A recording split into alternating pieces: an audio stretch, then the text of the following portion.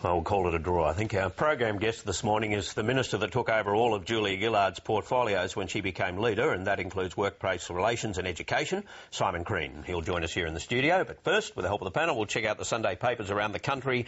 The first big play of the campaign, I suppose, in a way, Andrew Bolt. Tony Abbott is going to announce big cuts to migration. Well, we're yet to see how big they'll be and how big they'll be in fact, but yes, he's putting a figure on it. Apparently, we think that he's going to say it should be limited, net migration, to about 170,000 a year, when under the Rudd government's probably averaged about 300,000. That'll probably come down, but it's the first to put a figure on it, and he's making a direct challenge to Julia Gillard. Julia Gillard said a couple of days ago, after dog whistling about numbers, it's not about immigration. You're saying, yes, it is, and these are the broad tram track numbers. And Karen Labor's putting figures around this morning, supported by BIS Shrapnel, which suggests that Labor is going to come in under the Tony Abbott's figure. That's right. They're saying that migration has been coming down anyway, year upon year, and that the same year that Tony Abbott aims to get it to 170,000, it'll already be under that. It'll be heading down to the 140s. So they're saying that he's aiming to do something that is already being done and not even going as far as the government. But we haven't heard that on the record from Julia Gillard yet. Well, Joe Hockey went on Channel 9 this morning and had a rather uncomfortable time with Laurie Oakes on this topic. Here he is. BIS Shrapnel forecasts that net overseas migration in 2010-11 will be 175,000 people based on government settings now. Yeah, but you see, it varies. It's the same. You're going to cut it to what it's going to be anyway. It's not much of a policy. Laurie, it comes down to where you want to be. And what we've said is... it comes down to whether your figures are shonky on it. BIS Shrapnel says your figures are going to be... the figure will be 175,000 without the action you're talking about. Well, Laurie...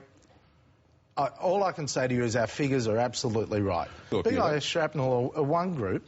What we're talking about is the policy of the nation. I mean, I'm not going to get into... We're talking about whether you've got a policy. Well, you'll see the policy today. Malcolm Farr, it looks as if the Labor machine is efficient anyway. They get these figures out very quickly. Yeah, look, apparently, under the radar, the immigration numbers have been reduced over the past year or so. And it hasn't popped up. There were some related figures from ComSec that suggested the same thing as the BIS Shrapnel projections. Why this wasn't produced by the Labor Party earlier, one doesn't know. But it does mean that Tony Abbott's got a lot of explaining to do about how realistic his target is if under natural circumstances, the rate's going to fall below even what he said. But I think the debate's been confused here. It seems to be, what are we going to be in 2050? We'll be able to handle a number projected 36 million, 40 million, double what we've got now.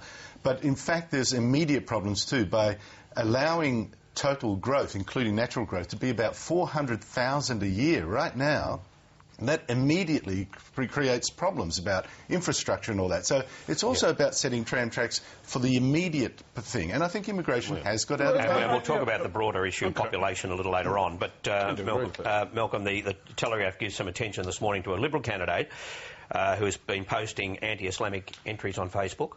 David Barker is the Liberal candidate for Chifley, very safe Labor seat. Mr Barker probably would have, in any circumstances, little chance of winning it. But he's up against Ed Husic, who is was born a Bosnian Muslim.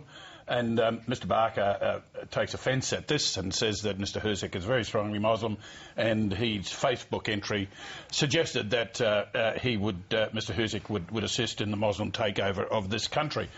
Now, Mr Barker describes Tony Abbott as God's mouthpiece in policy, which is interesting because we've been told that today the Liberal Party will deselect Mr Barker for the seat of Chifley at the insistence of God's mouthpiece, Tony Abbott himself.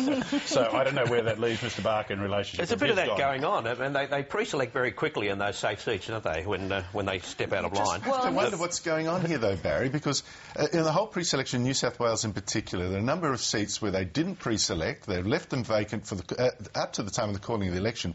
And then they pre-select for this guy against the Muslim, someone who stood for the Call to Australia party before. This is asking for trouble, or is it part of some sort of stupid idea to try and snooker the Christian vote? Well, the New South Wales Liberal leader, Barry O'Farrell, suggested they were having trouble finding candidates, particularly in some of those Sydney seats.